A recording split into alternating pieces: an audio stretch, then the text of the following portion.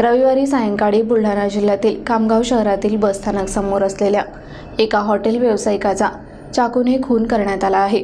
मृतकाचे नाव प्रकाश Sony, वय 50 वर्ष असे आहे।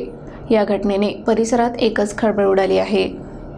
प्राप्त माहितीनुसार रविवारी सायंकाळी प्रकाश सोनी हे आपल्या हॉटेलमध्ये बसले होते। त्यावेळी एका व्यक्तीने त्यांना दिलेल्या उसने पैशांवरून दोघांमध्ये वाद झाला। वाद इतका तीव्र झाला की आरोपीने प्रकाश सोनी यांच्यावर चाकूने वार केले। या हल्ल्यात प्रकाश सोनी यांचा मृत्यू झाला। मृतकाच्या नातेवाईकांनी एका मारेकऱ्याला पकडून पोलिसांच्या ताब्यात दिले। मारेकऱ्याचे नाव अद्याप स्पष्ट झालेले नाही। मारेकऱ्यांनी केलेल्या हल्ल्यात मृतकाचा मुलगाही जखमी झाला होता। दरम्यान या घटनेचा हत्येचा थरारक व्हिडिओ समोर आला आहे। यामध्ये आरोपी बसस्थानक समोर अगदी जवळून प्रकाश सोनी यांच्यावर चाकूने वार करीत आहे। त्यानंतर ते खाली कोसळले। त्याच्या साथीदाराने त्याला उचलण्याचा प्रयत्न करत आहेत, मात्र ते निश्चित पडल्याचे त्यामध्ये दिसत आहे। पोलिसांनी घटनास्थळी पोहोचून तपास करण्यास सुरुवात केली आहे।